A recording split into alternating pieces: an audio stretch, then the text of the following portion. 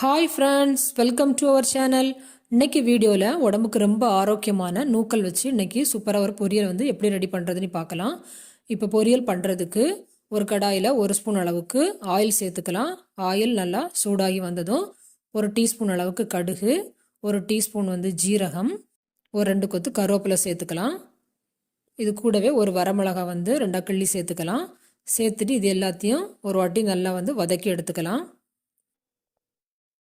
இப்போ இது எல்லாமே நமக்கு நல்லா வந்து வதங்கி வந்துடுச்சு. இப்போ இது கூட வந்து ஒரு பெரிய வெங்காயம் நல்லா பொடியாக கட் பண்ணி சேர்த்துக்கலாம். வெங்காயம் வந்து ஒரு கலர் சேஞ்ச் ஆகிற அளவுக்கு நல்லா வதக்கி எடுத்துக்கலாம். இப்போ பார்த்திங்கன்னா நமக்கு வெங்காயம் வந்து ஓரளவுக்கு நல்லா வதங்கி வந்துடுச்சு. இப்போ இது கூடவே வந்து தக்காளி சேர்த்துக்கலாம். தக்காளி வந்து இன்றைக்கி 2 தக்காளி சேர்த்துருக்குறேன். இதுக்கு வந்து தக்காளி வந்து கொஞ்சம் அதிகமாக சேர்த்தா நல்லாயிருக்கும். இப்போ 2 தக்காளி வந்து நல்லா வேக வச்சு எடுத்துக்கலாம். இப்போ இது கூட வந்து சீக்கிரமாக வேகிறதுக்காக கொஞ்சோண்டு உப்பு, ஒரு 1/4 டீஸ்பூன் அளவுக்கு மஞ்சத்தூள் சேர்த்து நல்லா வந்து இதை குழைய வதக்கி எடுத்துக்கலாம். உப்பு சேர்த்து வதக்கணுன்னா நமக்கு சீக்கிரமாக வதங்கி வந்துடும். பாருங்கள், இப்போ தக்காளி வந்து நல்லா வந்து வதங்கி வந்துடுச்சு. தக்காளி நல்லா குழஞ்சி வந்துடுச்சு. இப்போ இந்த டைமில் நம்ம இதுக்கு தேவையான காரத்துக்கு தேவையான மசாலாக்கள் சேர்த்துடலாம். ஒரு 1/2 ஸ்பூன் வந்து தனி மிளகாய்த்தூள், 1/2 ஸ்பூன் வந்து மல்லித்தூள் சேர்த்துக்கலாம். சேர்த்துட்டு இதோட பச்சை வாசனை போகிற வரைக்கும் 1 நிமிஷம் நல்லா இதை வந்து வதக்கி எடுத்துக்கலாம். இப்போ பார்த்திங்கன்னா நமக்கு மசாலாலாம் சூப்பராக ரெடி ஆகிடுச்சு. இப்போ இதில் வந்து நம்ம நூல்கள் சேர்த்துக்கலாம்.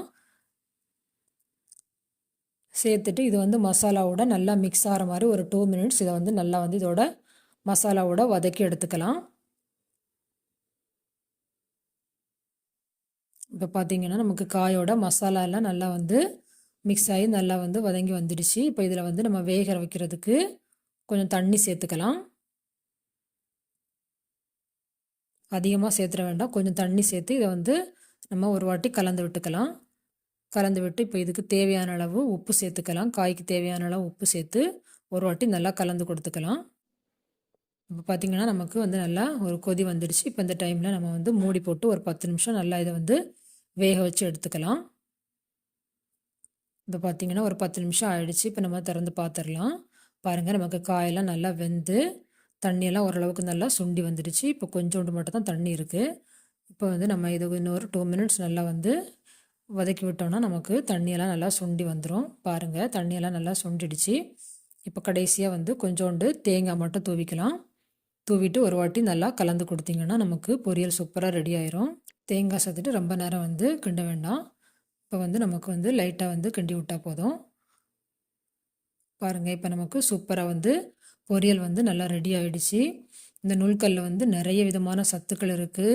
இதில் வந்து நீர் சத்துக்கள் வந்து ரொம்ப அதிகமாக இருக்குது.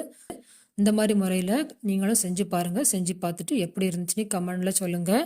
மறக்காமல் பாரத் ரெசிபி தமிழ் சேனலை சப்ஸ்கிரைப் பண்ணிக்கோங்க. பக்கத்தில் இருக்க பெல் பட்டனையும் கிளிக் பண்ணிக்கோங்க.